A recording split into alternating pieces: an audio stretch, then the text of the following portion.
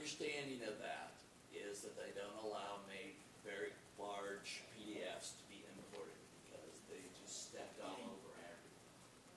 Not PDFs, that's not the word, PAFs or whatever it used to be. So most of the time what I found is I can go in here and they're pretty much all tied together for the first and second generations.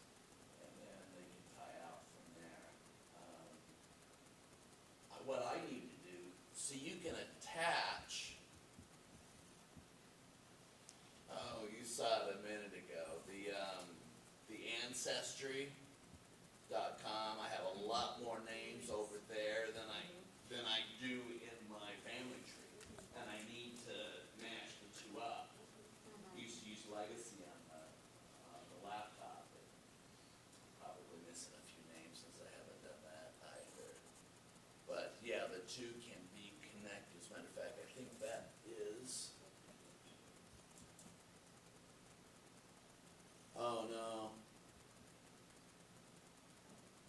Yeah, these are Family Search leaves. If you know what the leaf is from Ancestry. Yeah, they said they were going to do it. Everything's kind of changing a little bit. So here's some record hints from the 1920 census. Are they any better than those of Ancestry? Well, this is her. And if I can review and attach it.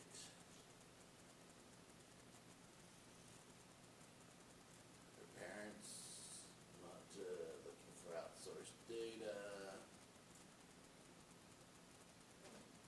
Yeah, that's the 1920 census. Looks like you can choose whether to add everybody or just one.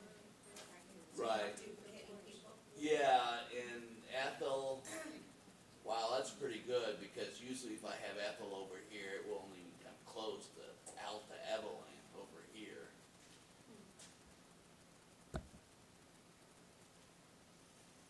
Just nice because on Ancestry I've got like so many things attached, and I don't on Family Search. Yeah. Okay, indexing. Indexing, you basically have a downloaded tool. You download the tool, and then from here you choose a batch. So it's just a real quick download of a program so you don't have to work online. So once you do that, you download a batch.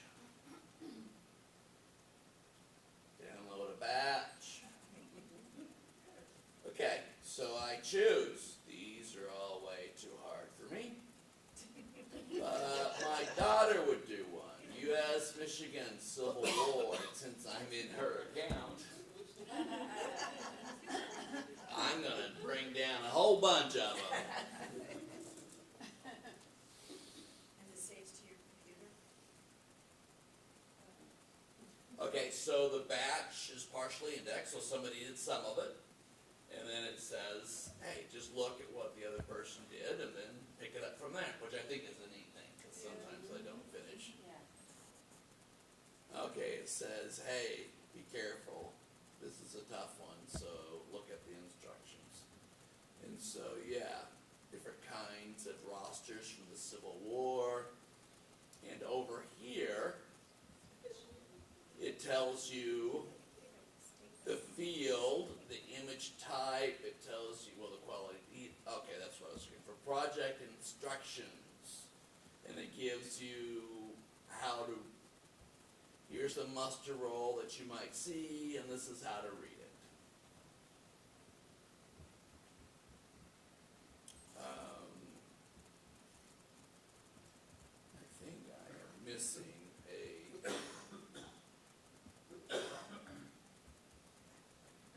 Yeah, I'm missing a back button on the, with the projector or something. I'm gonna blame it on technology.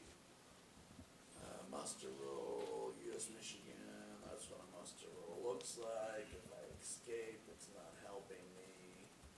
If I go back to new tab.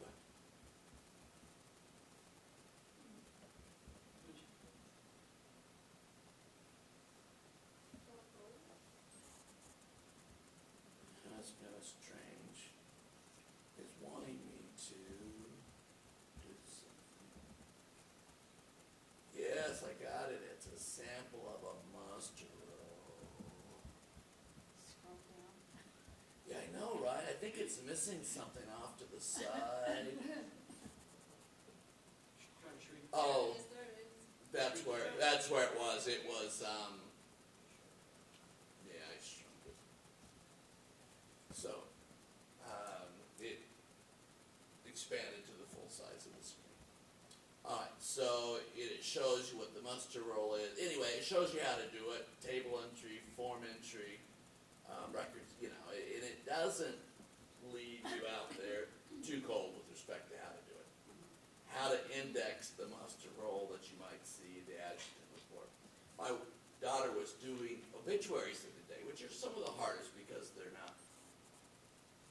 never in the same format. And she did Whitney Houston's obituary. Wasn't that fun? Yeah. Not that she died or anything, but my 19-year-old daughter thought that was all right. Well, I have come to the end, and I appreciate being invited. And what I was going to say, there's two things. One is hastenfamilysearch.org. If you kind of want to get started in family search and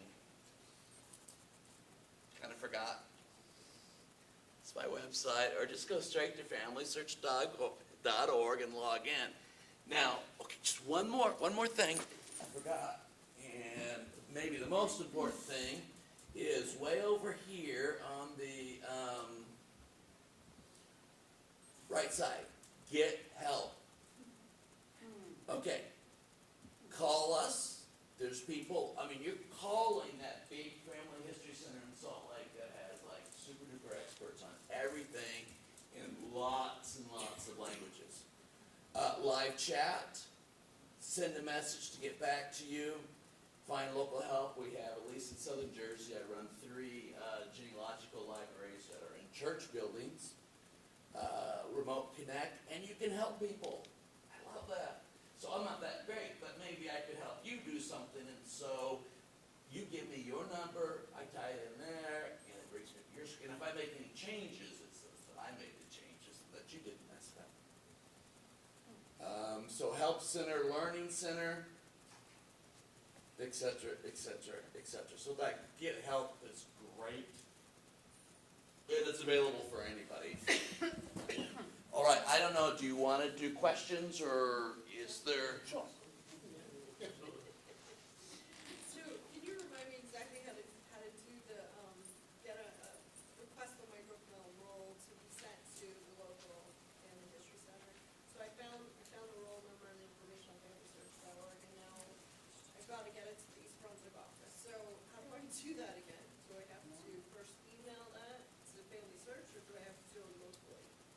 What I would do is I would just call that Family History Center, or go there and say that there is a way to do it online. I don't remember how to do it. But the other thing is, remember those Get Help places I just showed you? Call them, and they'll probably say, what's the number, and I'll just send it for you, would be my guess of how they're going to do it. We still have like 6 microfiche readers and microfilm readers in each of those places. I keep trying to get rid of them and put in PCs, and people keep saying, no, we need those. Probably right. I've been to the East Brunswick, Means too, but it's been a while. and they're having problems with their readers. Right. But they told me the last time I was there, which was only a couple of weeks ago, that a lot of those readers are now down at the Trenton Archives. Oh. And you can get it sent there, and you'll have actually a lot more people helping down there. There's only one person up in East Brunswick to help you, and she doesn't know a lot about some of the readers that they've got, other than the fact they've got problems. Oh, okay. Maybe they probably. But if you want to send me. Well, yeah, the last time we tried to fix one that had a camera in it, oh my gosh. Yeah, nobody knew how to fix it. There's one in Cherry Hill. How far is Cherry Hill from here? Yeah, that's our location's bigger site.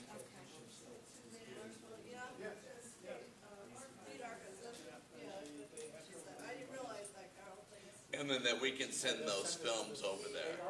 Trenton Archives. Yeah. What's the name of the cherry place? I don't think- Cherry Hill. I haven't- Family History Yeah, Family History Center in Cherry Hill. It's at like 3 Evesham's Road. Evesham Road. Yeah. Yeah, I'm familiar. Let me give you, in case, I'm just going to throw out my email address, you know, in case you can't find one of these centers, or, I mean, you can use the Get Help here, but on my site it says, let's just use my Rowan email, casperw@rowan.edu.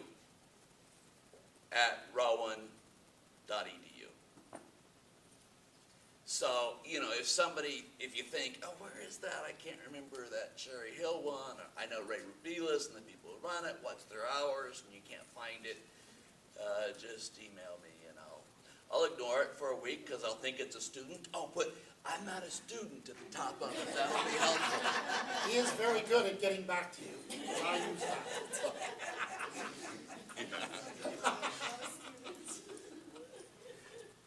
I tell my students I'm not like them. I check my email 3 times a week.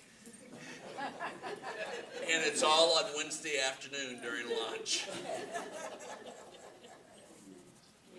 Yeah, I know. They're just the whole time, right?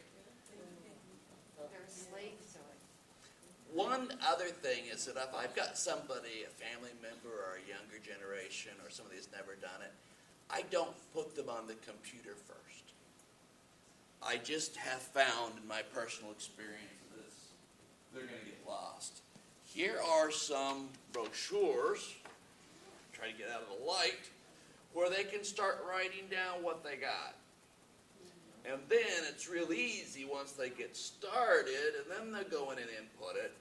And of course, these are all kind of dummy inputs anyway, and it confuses people because the live people, you're going to have to put them in anyway. And then when they start getting to their dead loved ones, it goes over here.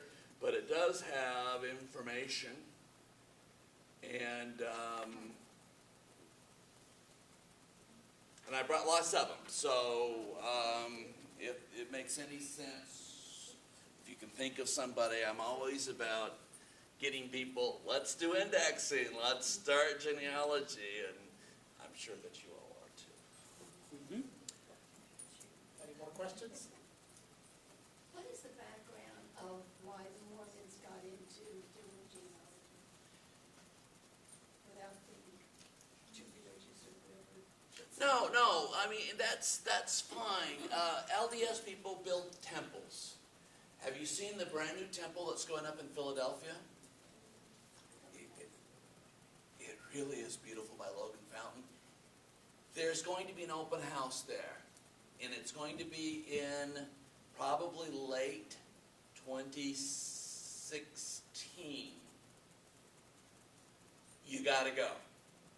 Warren, if you can keep in touch with me like you do, I can get you all VIP tickets, but I can get you all the dates.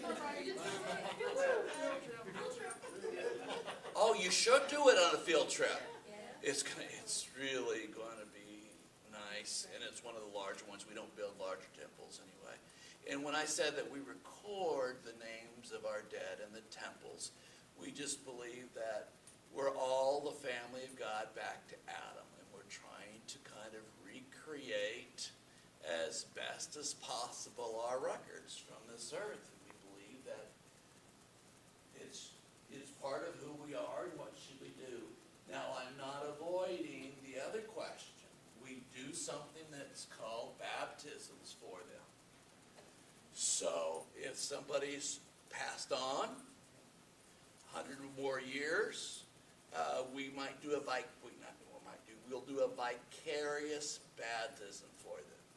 Without getting into the details, and hopefully you can not get too deeply involved in the why, I'd be glad to talk to you about it. But there's a scripture that says if you aren't baptized, you can't get into the kingdom of heaven. And so that's one of the things that we do within the